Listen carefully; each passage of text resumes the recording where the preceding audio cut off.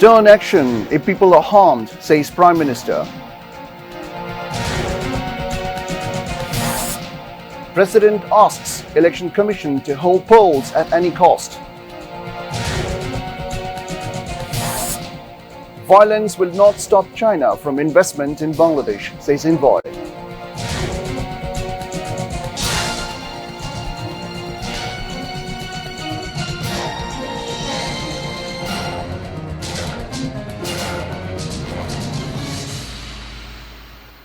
Those were the headlines. This is ATN News. Good evening, viewers. I'm Salehin Kadir with English Bulletin.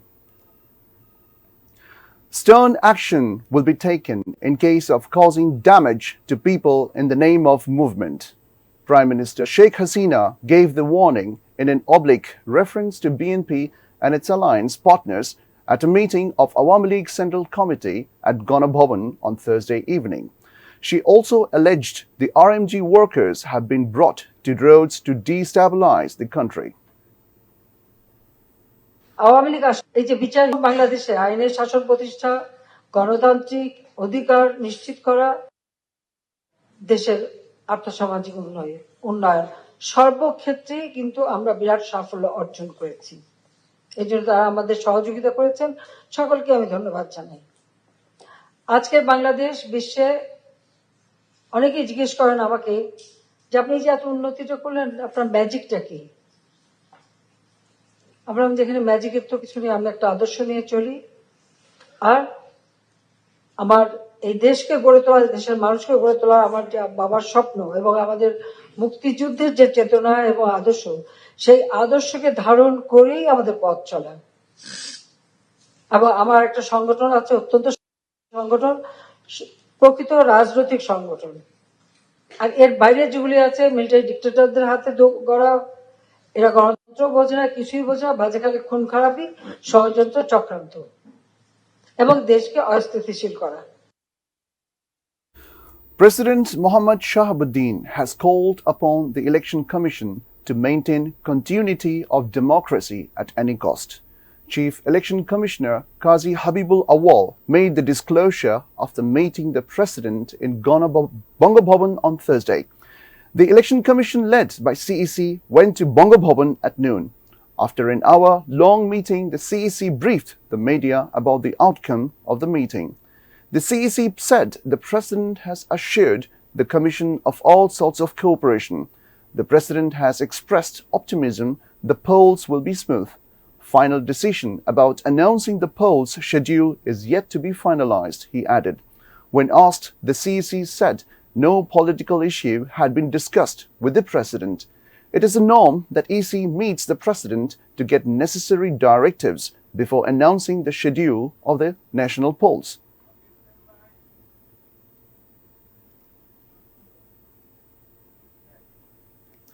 BNP has called fresh 48-hour siege from Sunday on its own one-point demand, the ouster of the government. The second phase of 48-hour siege called by the party ended on Thursday amid sporadic incidents of arson attacks. Police arrested two BNP leaders from capital's Coxs Bazar with bottle filled with petrol while they were trying to set ablaze a bus. Earlier, BNP Jamaat and like-minded parties observed the first phase of 72-hour siege from October 31st to November 2nd.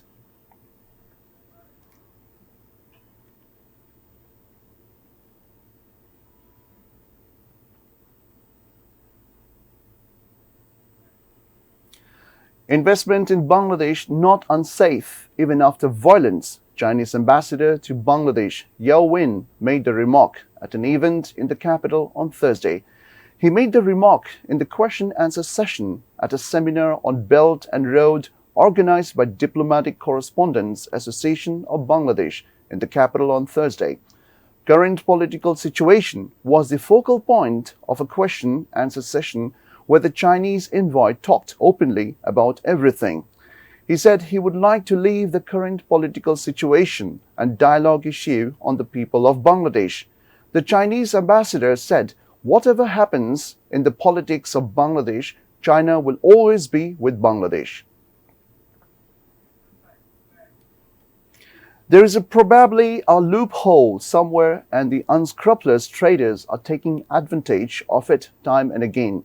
Commerce Minister Tipu Mungshi made the remark at the Smart Family Card Distribution Program, an inaugural of TCB goods at Abu Zar Jafari College in the capital on Thursday.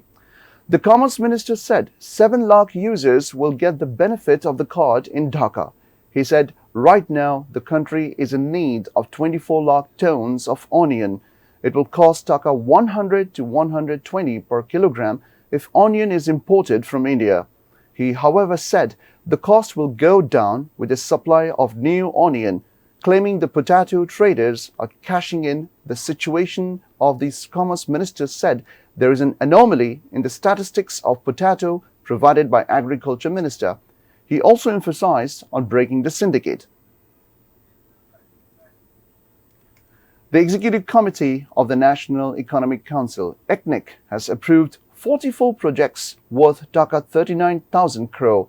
The ECNEC meeting, presided over by Prime Minister Sheikh Hasina, approved 44 projects undertaken by different ministries and agencies. This might be the last meeting of ECNEC if the schedule of the national election is announced next week. Although there is no legal bar, usually ECNEC meeting does not take place after the announcement of post schedule. Dr. Muhammad Yunus has pleaded himself not guilty after appearing before the Labour Court on Thursday. He appeared before the court to give statement in self-defense. He reached the court premises before the noon. He was flanked by his lawyer, Abdullah Al-Mamun. He said the Department of Inspection for Factories and Establishments has failed to prove the charges brought against Dr. Yunus. Senior lawyer Syed Hassan Ali and Muhammad Khurshid Alim presented DIFE in the hearing. The case was filed against Dr. Yunus on September 9, 2021 under the labor law for various irregularities, including non-disbursement of a portion of dividend to Workers' Welfare Trust, not making the service of the workers permanent, and depriving them of cashing mass leave. We now follow up with a short break, and we will be back soon with Dohazari to Coxs Bazar rail track awaits grand inaugural. Israel might agree on a brief truce, says Qatar.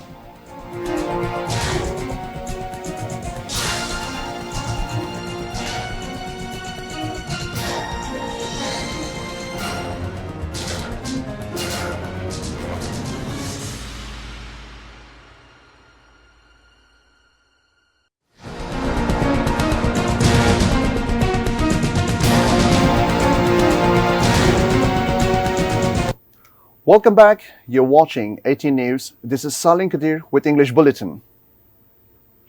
The much-awaited rail track from Chottogram's Dohazari to Coxs Bazar through Ramu is all set for grand inaugural on Saturday. Prime Minister Sheikh Hasina will inaugurate it from Coxs Bazar. People will now be able to go to Coxs Bazar comfortably by train from Dhaka to enjoy the boundless beauty of world's longest sea beach. One will have to pay only Taka 863 for first class and Taka 565 for economy class. 9 stations have been made on the route, including iconic station of Coxs Bazar. The 100-kilometer long signal line dual gauge rail track got the cabinet's green light in 2010. The work of the project started in June 2018.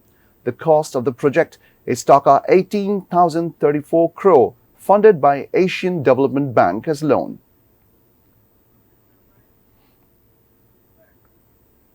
The International Tribunal for Crimes Against Humanity has deferred the date of the pronouncement of the verdict in the case filed against 9, including Akram of Bagarhat, to November 30 instead of November 9. The case was filed against them for committing crimes against humanity during the Liberation War in 1971. A 3-member tribunal headed by its chairman, Justice Shahinul Islam, deferred the verdict to November 30 after getting the death news of 2 of the fugitive accused. The state prosecutors and lawyers of the defendant notified the tribunal about the death of the two convicts, Sultanuddin Khan and Moniruzzaman Hawladar. Earlier, the court fixed November 9 for pronouncement of the verdict. 6 of the 9 accused of the case remained at large. 3 imprisoned accused, Khan Akram Hussain, Sheikh Muhammad Ukil Uddin, and Muhammad Maqbul Mullah, were present at the court. We now begin with news from around the world.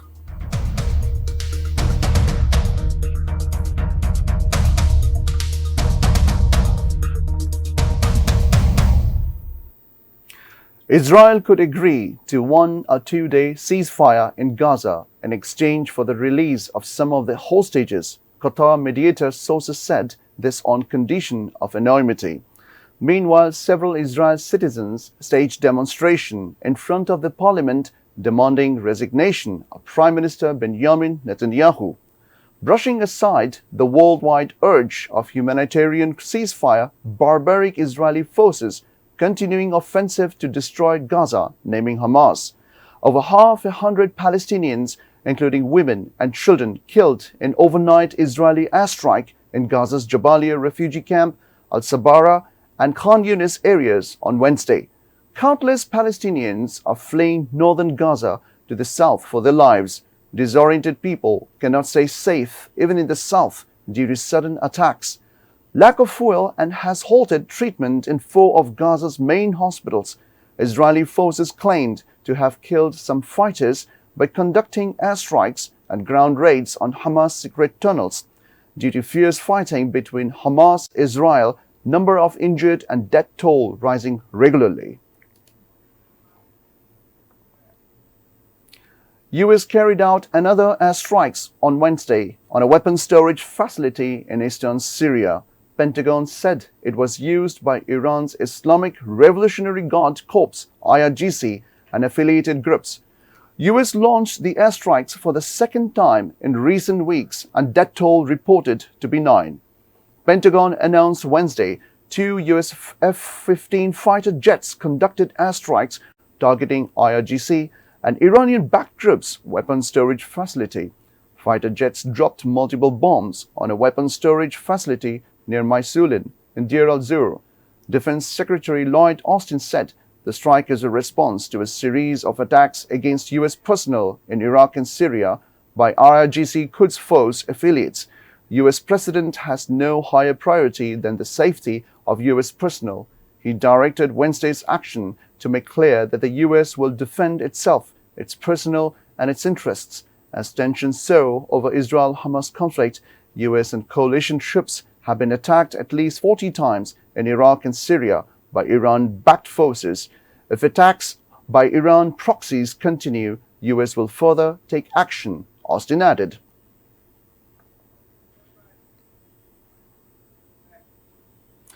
Myanmar military has lost control over the most of the northern Shan Province. Myanmar's military-installed President Min Aung warned the northern fighting could break country apart. Three Brotherhood Alliance, a powerful ethnic armed group, began an offensive 2 weeks ago. Other armed groups opposing the government also supported it. They launched a coordinated attack on a dozen military outposts in northern Shan state along Myanmar's eastern border with China on October 26th. Besides, the border town of Chin Sui Hao has also been captured, former General Min said. Brotherhood Alliance, Kachin Independence Army, and TNLA rebel groups have destroyed 92 army bases. Many soldiers, including a brigadier general, were killed. Many others were made hostage. The rebels also seized huge cache of arms and ammunition. Junta government has taken initiatives to negotiate the release of captive soldiers. China has expressed concern over the occupation of the border town.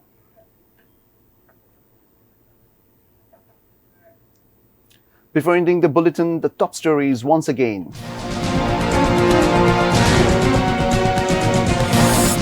Stern action if people are harmed, says Prime Minister. President asks Election Commission to hold polls at any cost. Violence will not stop China from investment in Bangladesh, says envoy. Doha Zari to Coxs Bazar rail track awaits grand inaugural. Israel might agree on a brief truce, says Qatar.